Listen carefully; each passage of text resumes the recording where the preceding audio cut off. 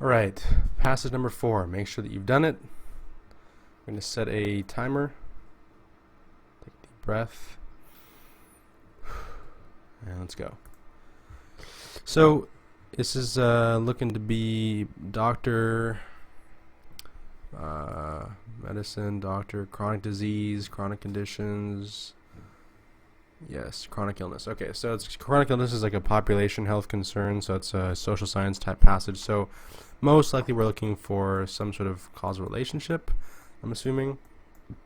There's not going to be necessarily any hierarchy if this passage pans out to be like every other social science passage. Let's try and see. After all, medical students should not forget, okay, so this seems to be pretty opinionated already, that the Latin root of doctor, docere, means to teach.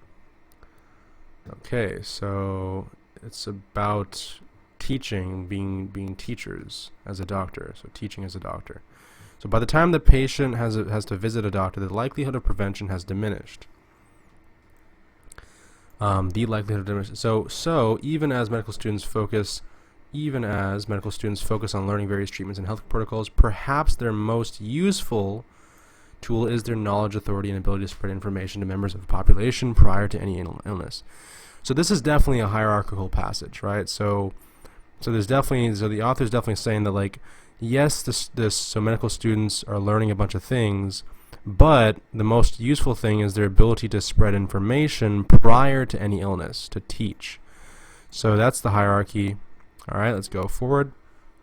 The burden of responsibility gender flows. However, so that's a shift in tone. However, deceptively complex, pessimistic, study. So looks as though the first shift in tone is going to be in paragraph 4. So you have your little outline here. 1, 2, 3, 4, 5 paragraphs. First shift in tone maybe is around here. That means that maybe this is a bunch of context. This is the conclusion. Let's just say that.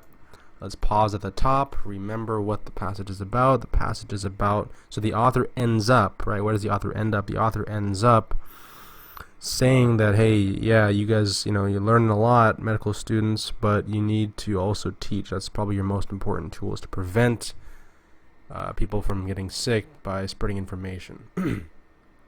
Let's see how the author proves that. Oh, and by the way, there's 6 paragraphs here. I'm sorry. So paragraph 5 is where the first shift in tone is, and paragraph 6 is the conclusion. So medical school students study thousands of concepts, blah blah blah blah. Yet, oh wow, so the first shift in tone is in the first paragraph. Well, there you go. Yet, as vast as their knowledge may be, the majority of the population of the United States that suffers from health complications does so at the hands of a few chronic illnesses. Okay, so how does this connect to that? It connects because chronic illnesses being, basically, again, sort of things that perhaps are able to be prevented. And the author is also saying the same thing, that, yeah, they study a lot of things, but it's not necessarily just because you know a lot. I mean, there's only a few illnesses that really account for the majority of illnesses in the population. So there's a bit of a skew in terms of, are all these concepts really that important? Right? That's sort of the idea. Okay, great. So let's read the proof. So studies have found that 60% adults now live with at least one chronic condition. 40% have more than one. These cases account for hundreds of billions of dollars in healthcare. Chronic conditions like diabetes and high blood pressure increase with age, and as more people get older, the sense of urgency for reducing the spread of chronic health issues increases. Adopting a pessimistic attitude, some people believe, so that's not the author's opinion, that's some people's opinion, that there is nothing that can be done. In reality, there's a shift in tone. The major causes of chronic disease are known, and if these risk factors were eliminated, at least 80% of all heart disease, blah, blah, blah, blah, would be prevented, and cancer would be prevented. The nature of solving this issue is deceptively complex. Oftentimes, trauma or poor health become the first signs that generate a need within the mind of a patient to begin educating themselves about their symptoms, or perhaps reigniting a relationship with their doctor. Likewise, the insufficiency of time and administrative pressures to see patients who are in need often prevent doctors from voluntarily reaching out to the general public about preventative care. The burden of responsibility generally falls, however, upon the shoulders of those who become aware of the potential severity of the problems facing society. It may be easy to accept that the general so they're setting up another shift in tone, so it may be easy to accept that the general public would remain ignorant on issues that may not be urgent and so therefore would not take any action to educate themselves. It is more difficult to accept, though, that doctors who are aware of the potential positive impact that awareness of public education of preventable illness should do nothing about it other than what is standard practice in their clinic or deemed necessary by their administration. Okay, so definitely some pretty opinionated things here. Let's go ahead and try and solve these problems. So which claims from the passage would benefit from additional support? So they have to be a claim that was made, but they cannot have had any additional claims after that supporting it. The major causes of chronic diseases are known. Yeah, that was definitely a claim, and there was more stuff after that. The burden of responsibility generally falls upon the shoulders of those who become aware of the potential severity of the problems facing society. Why that becomes why is there the burden of responsibility? It doesn't really talk about that afterwards. So the nature of the chronic disease prevention is deceptively complex. Again, they talk about how it's complex, right, in this whole paragraph.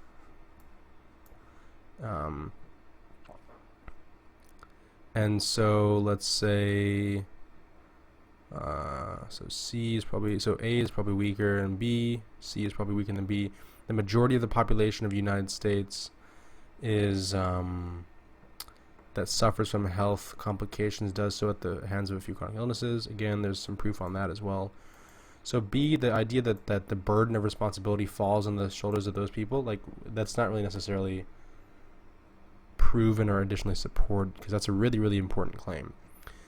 Suppose that new technology is created, making it more accessible for the general public to become aware of preventable illness. How would this affect the author's conclusion?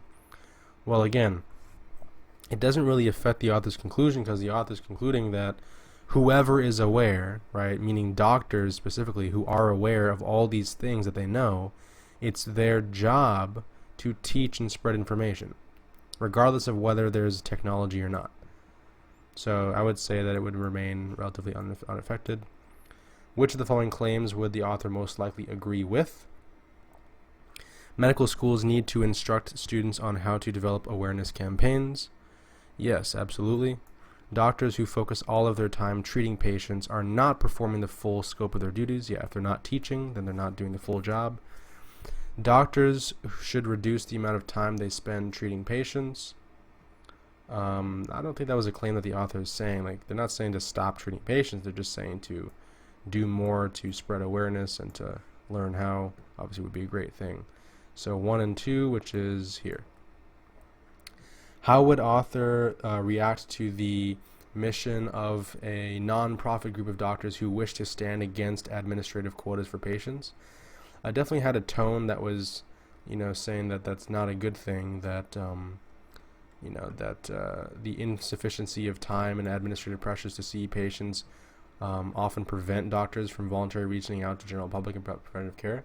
So if that's a preventative, if that's a roadblock that prevents doctors from doing what the author thinks is a good thing, then yeah, if there's a non-profit group that talks about, standing against those quotas, then that would be a good thing as well. That would be very supported. So encouragement is a good reaction.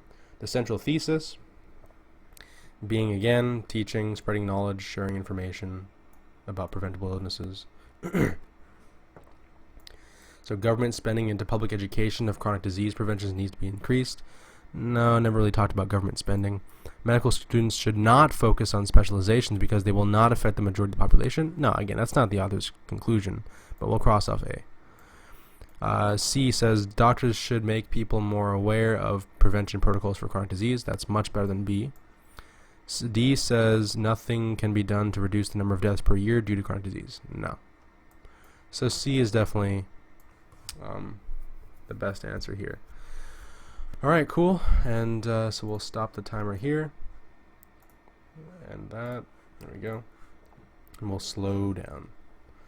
So, as you guys can see, you know, when it comes to these sort of strategies and general processes and protocols, it's like, you know, yes, this is a population health passage, but take a look at that. Just because there's a population health passage, right, where it talks about social sciences, which are usually more descriptive and say, you know, X causes Y, and they're not usually making a claim that one thing is more important than something else.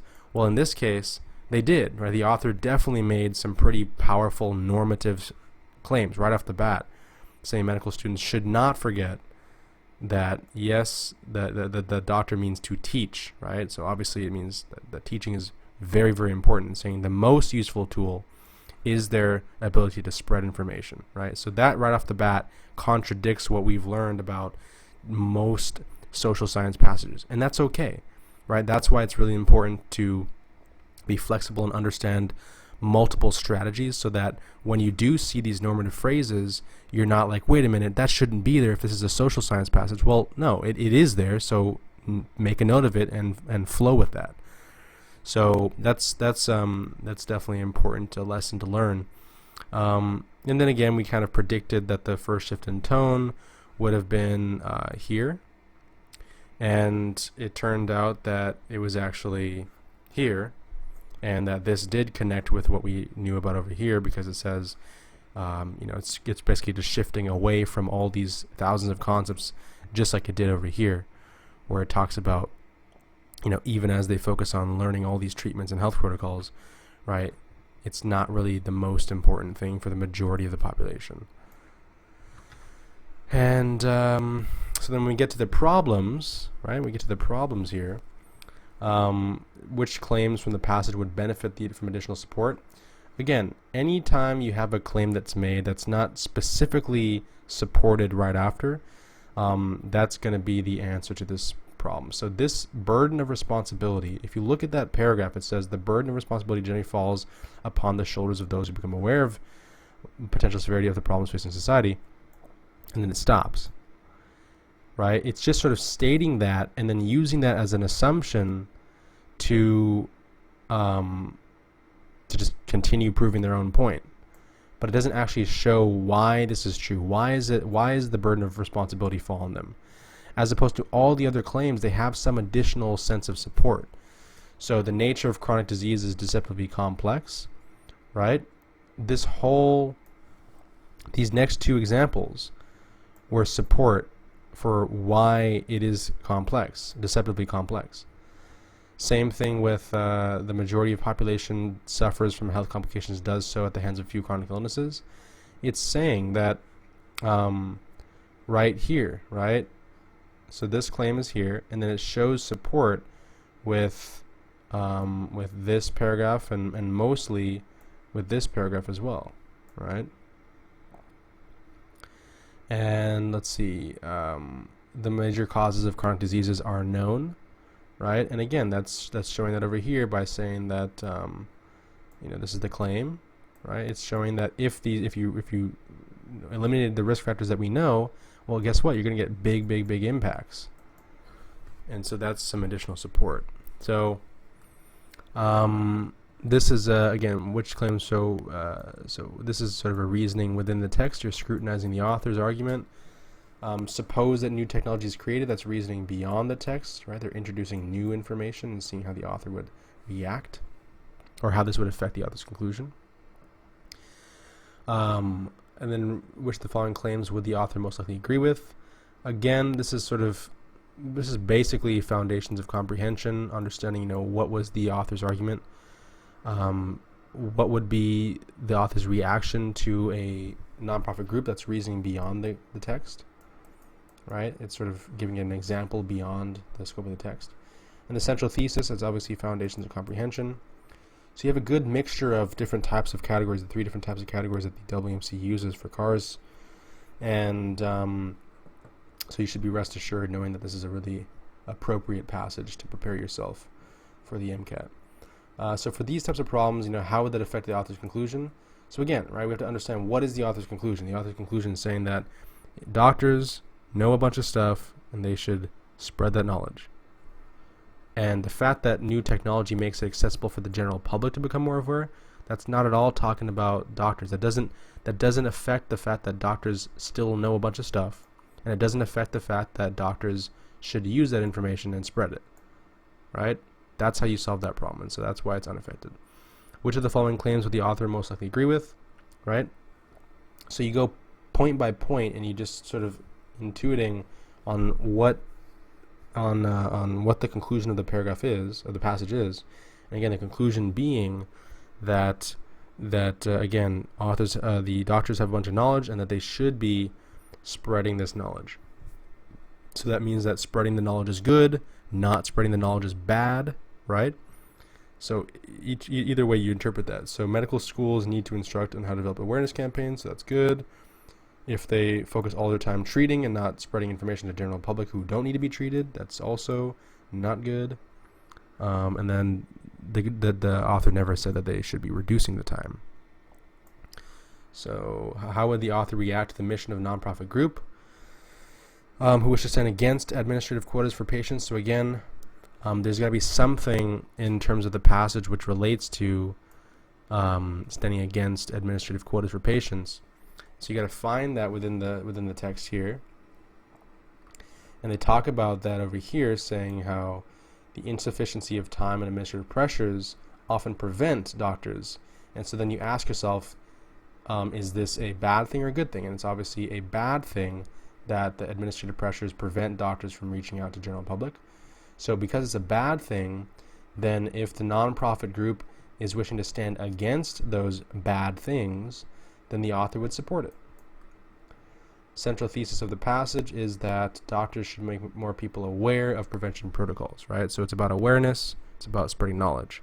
And so that's why C is the strongest answer.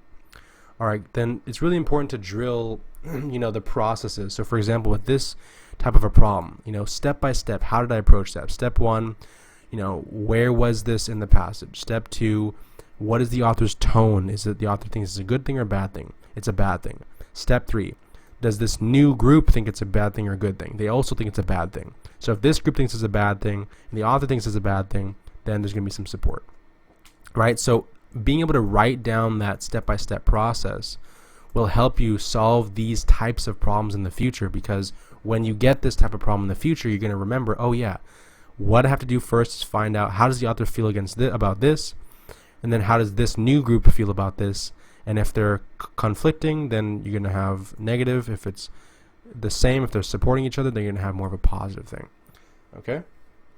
So go through each of these types of problems, and again, memorize those sort of strategies and the checklist, and make sure that you understand what processes you're using to solve these types of problems, so that you can memorize them, and then the next time you get a problem like this, you're going to know exactly how to solve it, right? And that's the main point, that you have all these passages. Yeah, they're new passages, they're new, but really there's a standard argument structure. There are standard sort of phrases that they use in the argument. There are standard sort of hierarchies and ways of illustrating the point of the passage. There's a standard passage interpretation procedure. There are standard problems, right? So all of these things are standard, and just because the words themselves and the topic changes doesn't mean the processes change, and that's a really important thing to consider. There's always going to be a new topic, but the process is standardized, because again, it's a standardized exam, guys. It has to be the standardized, so that means that it's going to be the same over and over and over again. Otherwise, the WMC would not be a standardized exam test writer, right? You have to have standardization. You have to have rules. So the rules of these passages are such that they have a point, and that they fall under a humanities category or a social science category. That's the rule. And the rules are for the problems are that they're going to fall into one of these 3 categories. Those are the rules, right? And so if there are rules, then we can understand how those rules can be used to our advantage. So make sure that you definitely write down those processes. How do you handle the 2 types of passages? How do you handle the 3 categories of problems? And so on and so forth. Alright guys, if you have any questions, let me know. touch base on Reddit, and I will see you in the next video.